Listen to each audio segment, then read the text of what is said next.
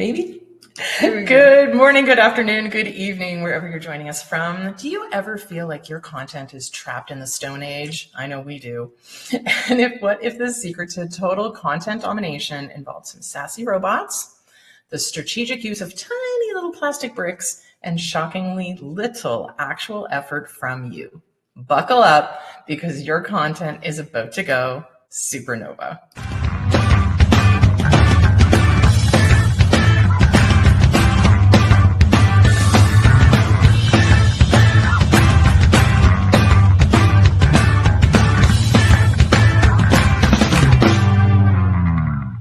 Welcome, everyone. Welcome to Hot Topics. We are back. This is the podcast that takes all of that business jargon and gives it a little bit of a tweak to make it a little more comfortable for you. So I consider myself a brainiac by day and kind of a stand-up comedian by day. So that way we keep very efficient in what we do. Absolutely. So I'm Stacy, your friendly neighborhood algorithm whisperer and tech goddess. Yes, I think that's going to be my new title. Yeah, I like it.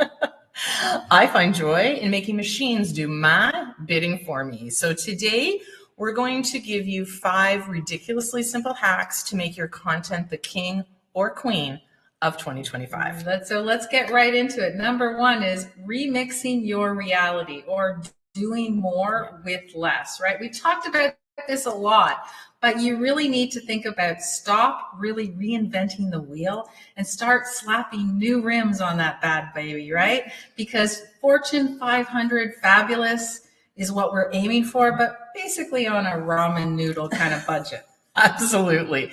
So just imagine your best piece of content is like that legendary Lego set, right? We're not reinventing the wheel. We're just taking those little pieces and using them differently. So imagine you've built this epic spaceship, basically. And now with a few strategic little moves, it's a race car. It's a magic unicorn. It's that inexplicable alien toilet you've always dreamt about.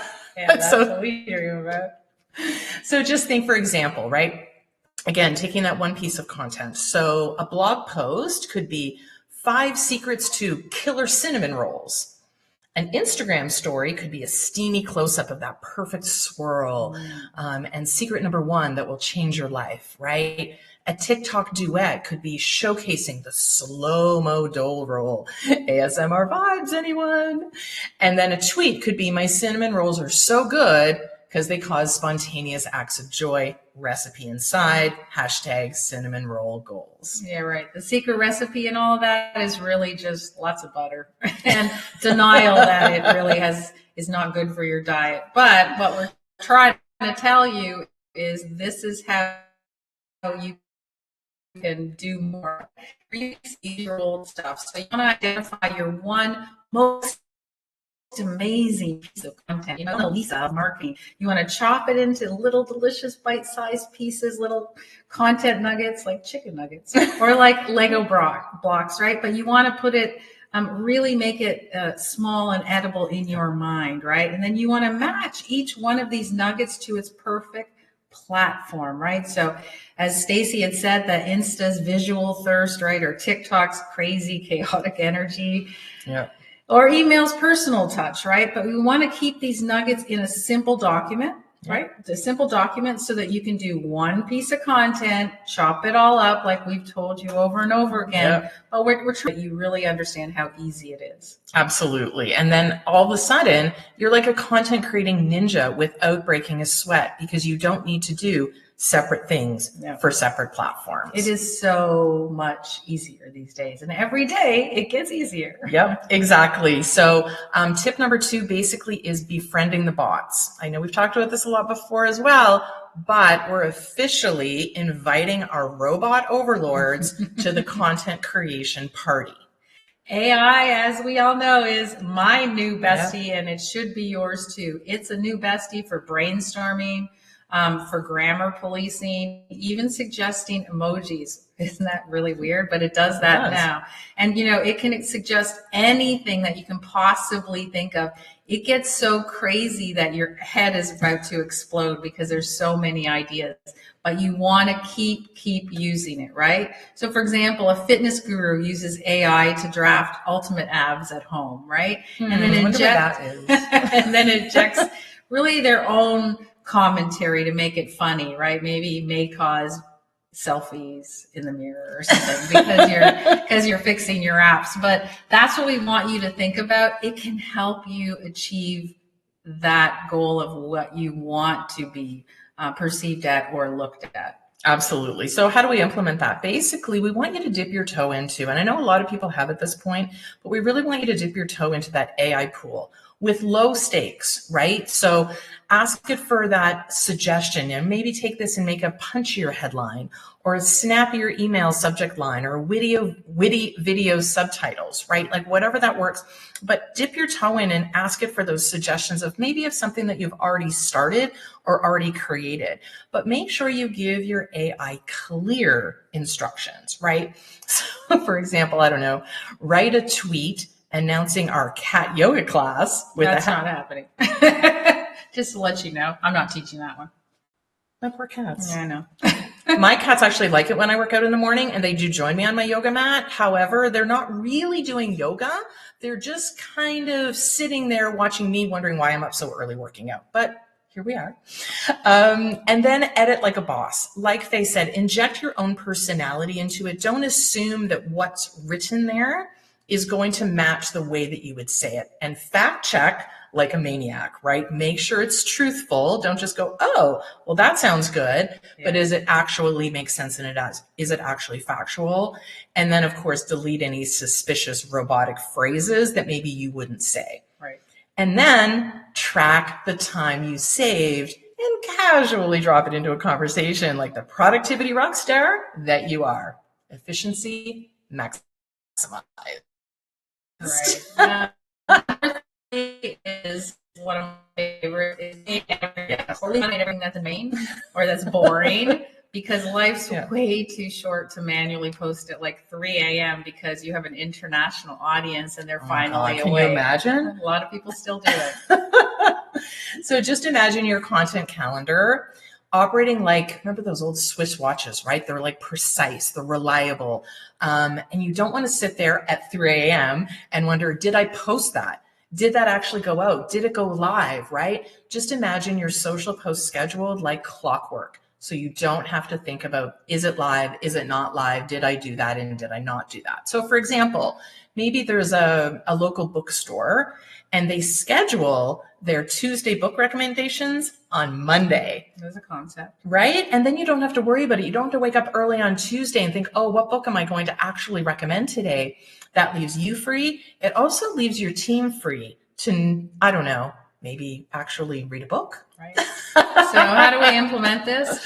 Really brainstorm your top 3 biggest time wasters, right? It might be scheduling, it might be hashtag research, it might be responding to generic questions, whatever it is, but come up with the 3 things that really waste a lot of your time. And then I want you to pick your weapon of choice. And that's one of my favorite songs by Fatboy Slim, by the way. That's my speaking song. So whether it's Buffer or Hootsuite or Publer or MailChimp, whatever it is, look for a weapon of choice and then find that friendly chatbot or whatever you want to be able to really optimize and help you automate, right?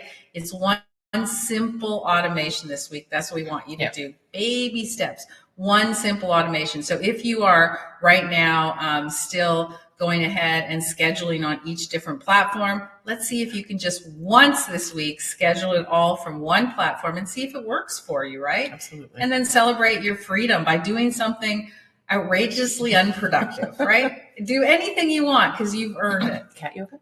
Yeah. No. Automation is really basically it's kind of like having a personal intern who navigates and doesn't know your ruffles. And no cat yoga. No cat yoga. Okay, so the 4th is we're going to squat up for success. That basically means that you're going to work with your team. But remember, the file names. We've talked about this before, right? That file name madness. We get a lot of complaints from our team that says, stop using copy of copy of copy of copy.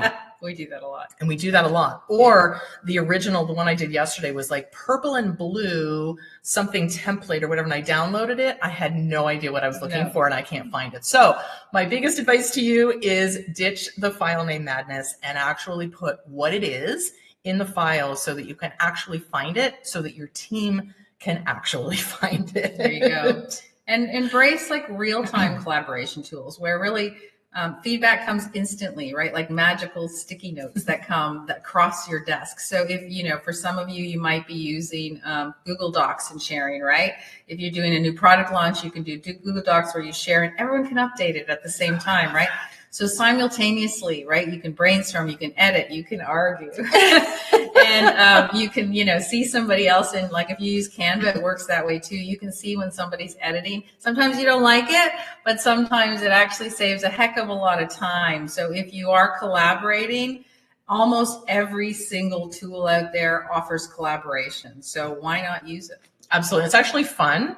Yeah. So if you have been very productive and you want to have some fun, watch a Google Doc be updated or go on Canva and watch them change things around. And as they're doing it, you're like, oh, right. Yeah. That looks way better. That's what we do when our marketing person goes in and she makes all of our ads and our posts look so much better. And we're like, how did that work? I'm literally texting Faye on the side going, do you see what she's doing? Oh, I didn't think to move it to the left. Like, that's crazy. Yeah. So definitely use those. Yeah. So again, pick your collaboration tool. Again, whether it's Google Workspace, Notion, Teams, which we don't like to talk about, whatever floats your boat. I think tagging, and I think that's the one that I do really like with Google Docs or any sort of Google system, is actually mentioning. I use that at mention, like at Stacy, is this gift too aggressive for our tax advice blog or something crazy like that, right?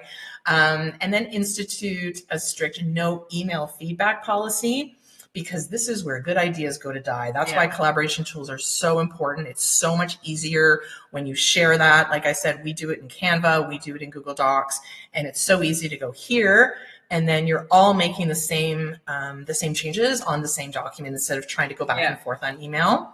And it's absolutely easier than, sometimes we started sharing like on text threads, right? Or emailing back and forth.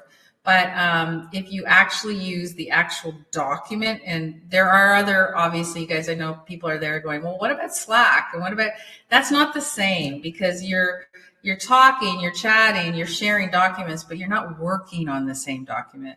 And with this, we want you to work on the same document so that it's easier for you. You can share everything. You can share keynotes and PowerPoints and Google Slides, whatever you want. But then the whole team has one document, right? And it's not, you don't have a copy of copy of copy. Because the problem is that on something like Slack or an email, what you're doing is you'll take the image and you put it going, is this okay? And then it's like, oh, can you make the changes? But what's the final one that's actually, so in those documents where you're doing collaboration, you can literally go approve and you're done, and you can change that name to final, and then you can actually move on. And my favorite number 5 is to confess your AI crush, right? You do. Your AI is your BFF. I literally said that this morning. Because if your audience suspects that you've been replaced by, your AI leader, then trust goes bye-bye. So you have to embrace AI, but you have to understand the mechanics and how to do it properly. Yep. And be upfront. It's okay. Oh my goodness. Like, be upfront to say this was created by AI, drafted with some AI sprinkles. Yeah. It doesn't matter, because I think we've moved into, we're trying to hide the fact that AI is being used. No. To now it's, you know what? I got this great idea from AI, or I created this image with a dash of AI. So I think it's really good to embrace that and to be upfront about it and to be honest. So for example, maybe in your newsletter, you say this email, for example, had a little help from our robotic writing assistants. The humans just added a little bit of pun. Yeah. So I think it's important to be upfront about it, and people are going to go, oh, that's really funny. Yeah. So, I mean, what everyone has to understand when they're worried about AI is what we keep talking about. The only difference is you used to spend 4 days researching all of that information and then crafting it into your own voice, or not. Some people just couldn't. But you would research, get all these blogs and written material, and then compile it. And the only thing the AI is doing is it's doing it all for you. So it's the exact same thing. You're not doing anything differently. It's just compiling the research for you and saying, here is what you would come up with in 5 days that I took 5 minutes, right? Yeah. So really think about crafting a little short disclosure statement, for example, as part of your brand's voice. If you want to say, hey, I use AI to help me this or that because it's cool and fun, it's no problem. Just cool, tell everyone, right? It really is, it adds to your content. So add it to any other content where AI might play a significant role. So if you say, I've said it before when we've been doing our slides, and I say, hey, most of this, I tell this in our course, mostly AI, because it makes sense. Why would I teach AI and not show everyone what it does, right? Exactly. So you can create a fun FAQ page, which really addresses your AI usage, right? So it can turn potential concerns into behind the scenes. So you can say, look, this is what I use. I'm very vocal about all the AIs that I use. I use ChatGPT, Gemini. Those are my 2 big ones, right? But I use so many other programs. So I tell everyone, this is what I created from this program. I mean, last week I created a calculator using Gemini, and it was shockingly good. Amazing. So really show your audience that these are real, maybe slightly sarcastic humans behind the screen, because that's where we input our piece, right? Because it's getting to know you and it's getting to know your voice, which is really cool. So honesty really is the best policy here. It's the fastest way to go viral by using AI, way faster than everything else you're trying to share. So don't worry about it and understand how to use it. Absolutely. So here's our challenge to you today. I know that you have something where AI has gone wrong, right? We know it. We have. And we want to see it. Yeah.